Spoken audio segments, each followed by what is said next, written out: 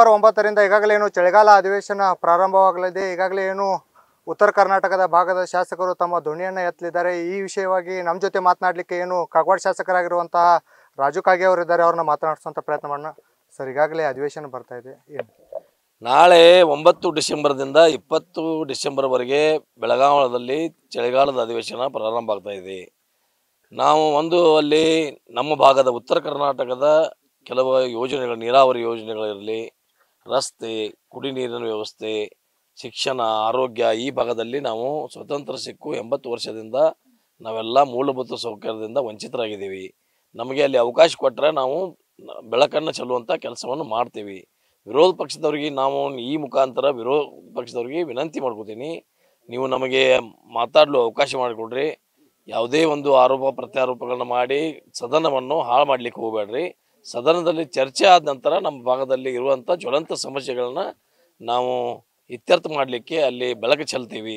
ನಮ್ಮ ಭಾಗದ ಇಲ್ಲಿ ಭಾಳ ನೀವೆಲ್ಲ ಅಲ್ಲಿ ನಮ್ಮ ಉತ್ತರ ಕರ್ನಾಟಕದ ಈಗಾಗಲೇ ಬಸವೇಶ್ವರ ಯಾತ್ ನೀರಾವರಿ ಭಾಳ ವಿಳಂಬ ಆಗಿದೆ. 17ರಲ್ಲಿ ಪ್ರಾರಂಭ ಆದಂಥ ಯೋಜನೆ 5 ವರ್ಷ ಹೋದ, ಅದು ಯಾರೇ ಇರಲಿ ಶಾಸಕರು, ಅವಲ್ಲಿ ವಿಳಂಬ ಆಯಿತು. ಈಗೂ 1 ವರ್ಷದಿಂದ ನಮ್ಮ ಸರ್ಕಾರ ಬಂದ್ರೂ ಸಾಕಷ್ಟು ಬಾರಿ ಸರ್ಕಾರದ ಗಮನಕ್ಕೆ ಸೆಳೆದ್ರೂ ಅದಕ್ಕೆ ಅಷ್ಟು ಒಂದು ಸ್ಪಂದನ ನೀಡ್ತಾ ಇಲ್ಲ. ಇದರಲ್ಲಿ ನಾನು ಈ ಅಧಿವೇಶನದಲ್ಲಿ ಬಸವೇಶ್ವರ ಯಾತ್ರೆ ನೀರಾವರಿಗೆ ಒತ್ತು ಕೊಟ್ಟು, ಈಗ ನೀವು ಅದನ್ನು 2 ಮೀಟರ್ ಆದ್ರೂ ಪ್ರಾರಂಭ ಮಾಡಿರಿ. ಮುಂದಿನ ದಿನಮಾನಗಳಲ್ಲಿ ಅದು ಸಂಪೂರ್ಣವಾಗಿ ಪ್ರಾರಂಭ ಆಗಿ ಈ 30 ಹಳ್ಳಿಗೆ, 2 ಜಿಲ್ಲಾ ಪಂಚಾಯತಿ, ಒಂದು ಅನಂತಪುರ ಜಿಲ್ಲಾ ಪಂಚಾಯತಿ, ಒಂದು ಮಧುಮಾವಿ ಜಿಲ್ಲಾ ಪಂಚಾಯತಿ, 30 ಹಳ್ಳಿಗೆ 27,000 ಹೆಕ್ಟರ್ 65,000 ಎಕರೆಗಳಿಗೆ ನೀರಾವರಿ ಆಗದಿದ್ದಾದರೆ ಈ ಜಾಗದ ಜನ ಬದುಕಲಿಕ್ಕೆ ಸಾಧ್ಯ ಇದೆ. ಇಲ್ಲಿವರೆಗೆ ಅವರು ಭಾಳ ವಂಚಿತರಾಗಿದ್ದಾರೆ. ಸ್ವತಂತ್ರ ಸಿಕ್ಕಂಗಿಂದು ಅವರಿಗೆ ಕುಡಿಲಿಕ್ಕೆ ನೀರಿಲ್ಲ, ತಿನ್ನಲಿಕ್ಕೆ ಅನ್ನಿಲ್ಲ, ಉದ್ಯೋಗಗಳಿಲ್ಲ, ನಿರುದ್ಯೋಗ ಸಮಸ್ಯೆ ಕಾಡ್ತಾ ಇದೆ.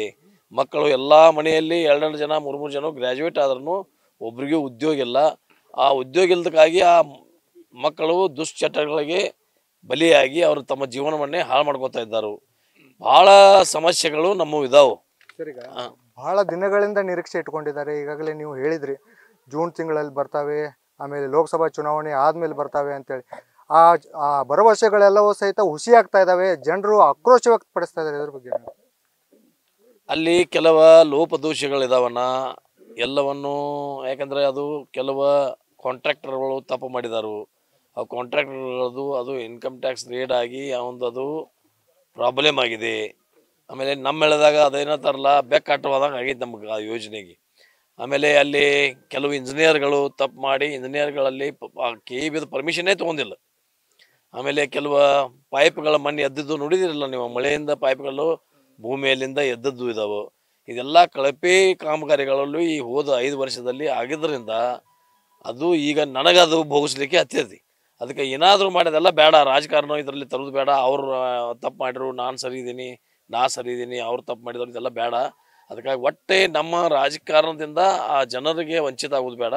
ಏನೇ ಮಾಡಿ ನಾವು ಈಗಾಗಲೇ ಬಸವೇಶ್ವರ ಯಾತ್ ನೀರಾವರಿ ಯಾವುದೇ ಪರಿಸ್ಥಿತಿಯಲ್ಲಿ ನಾವು ಪ್ರಾರಂಭ ಮಾಡ್ತೀವಿ.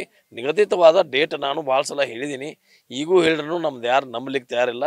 ಅದಕ್ಕೆ ಸರ್ಕಾರದಲ್ಲಿಯೂ ಸ್ವಲ್ಪ ನಮಗೆ ತೊಂದರೆಗಳಿದಾವೆ. ಆ ತೊಂದರೆಗಳನ್ನ ಏನೇ ಇದ್ರೂ ನಿವಾರಿಸಿ ನಾನು ಮಾಡಲಿಕ್ಕೆ ಪ್ರಯತ್ನ ಮಾಡ್ತೀನಿ. ಗುತ್ತಿಗೆದಾರನ ತೊಂದರೆ ಇದೆಯಾ ಅಥವಾ ಅನುದಾನದ ಕೊರತೆ ಇದೆಯಾ? ಗುತ್ತಿಗೆದಾರದು ತೊಂದರೆ ಇದೆ, ಅನುದಾನದು ನಮಗಿನ್ನೂ ಕೊಟ್ಟಿಲ್ಲ.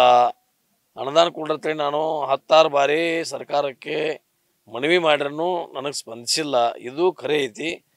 ಅನುದಾನ ಕೊಡದೇ ಹೋಗಿದ್ರೆ ನಾನು ನನ್ನ ನಿರ್ಣಯವನ್ನು ಮುಂದಿನ ದಿನಮಾನಗಳಲ್ಲಿ ತಗೋತೀನಿ ಅಂತೇಳಿ ಈ ಸಂದರ್ಭದಲ್ಲಿ ಹೇಳಿಕೆ ಬಯಸ್ತೀನಿ. ಸರ್, ಏನು ಹೇಳ್ತಾರೆ ಜನರಿಗೆ ಕೊನೆಯದಾಗಿ? ಈ ಭಾಗದ ಗಡಿ ಭಾಗದ ಜನರು ನಿಮ್ಮ ಮೇಲೆ ನಿರೀಕ್ಷೆ ಇಟ್ಟುಕೊಂಡಿದ್ದಾರೆ. ಎಷ್ಟು ದಿನದಲ್ಲಿ ಆಗ್ಬೋದು ಏನಂತೇಳಿ? ಆಗ್ಬೋದು, 2 ತಿಂಗಳಲ್ಲಿ ಅದು ಪ್ರಾರಂಭ ಮಾಡ್ತೀವಿ. ಮುಂದಿನ ಜೂನಕ್ಕೆ ನಾವು ಇದೇ ಜೂನಕ್ಕೆ ಮಾಡ್ತೀವಿ ಅಂತೇಳಿ ನಾನು ಚುನಾವಣೆ ಸಂದರ್ಭದಲ್ಲಿ ಹೇಳಿದ್ನಿ. ಆದರೆ ಕೆಲವು ತಾಂತ್ರಿಕ ದೋಷಗಳಿಂದ ನಾವು ಕೊಟ್ಟಂಥ ಮಾತುಗಳನ್ನು ಉಳಿಸ್ಕೊಳ್ಳಿಕ್ಕೆ ಆಗಿಲ್ಲ. ಅದಕ್ಕಾಗಿ ನಾವು 2 ತಿಂಗಳಲ್ಲಿ ಒಂದು ಏನು ಮುಖ್ಯಮಂತ್ರಿಗಳಿಗೆ ಸಂಬಂಧಪಟ್ಟ ಮಂತ್ರಿಗಳಿಗೆ ಭೇಟಿಯಾಗಿ ವಿನಂತಿ ಮಾಡ್ಕೋತೀನಿ. ಇಲ್ಲದ್ರೆ ಮುಂದಿನ ದಿನಮಾನಗಳಲ್ಲಿ ಮತ್ತೆ ನಿಮ್ಮನ್ನು ಕರೆದು ನಾನು ಮಾತಾಡ್ತೀನಿ. ಸರ್ಕಾರಕ್ಕೆ ಏನು ಹೇಳಿಕೆ ಬಯಸ್ತೀರಾ ಅಂತೇಳಿ? ಈಗಾಗಲೇ ಅನುದಾನ ಕೊರತೆ ಇದೆ, ಇಷ್ಟು ದಿನ ಆಯಿತು, ಕಳೆದ ಶಾಸಕರು ಕೂಡ ಮಾಡಲಿಲ್ಲ, ನಿಮ್ಮಿಂದನೂ ಕೂಡ ಆಗ್ತಾ ಇಲ್ಲ ಅಂತೇಳಿ ಜನರು ಆಕ್ರೋಶ ವ್ಯಕ್ತಪಡಿಸ್ತಾ ಇದ್ದಾರೆ. ಏನು ಹೇಳ್ತಾರೆ ಸರ್ ಸರ್ಕಾರಕ್ಕೆ? ಅದನ್ನು ಮಾಡಿ ತೋರಿಸಿದ ಬಳಿಕ ಮಾತಾಡ್ತೀನಿ, ನನ್ನ ಈಗ ಬೇಡ. ಓಕೆ, ಇವಿಷ್ಟೇನು ರಾಜು ಕಾಗೆ ಅವರ ಮಾತಾಗಿರುವಂಥದ್ದು. ಕ್ಯಾಮ್ರಾಮನ್ ಸುನಿಲ್ ಜೊತೆ Sanjay Kauligi, news first Chikkodi. News first ನಿರ್ಭೀತಿಯಿಂದ ನಿಮ್ಮ ಪರವಾಗಿ.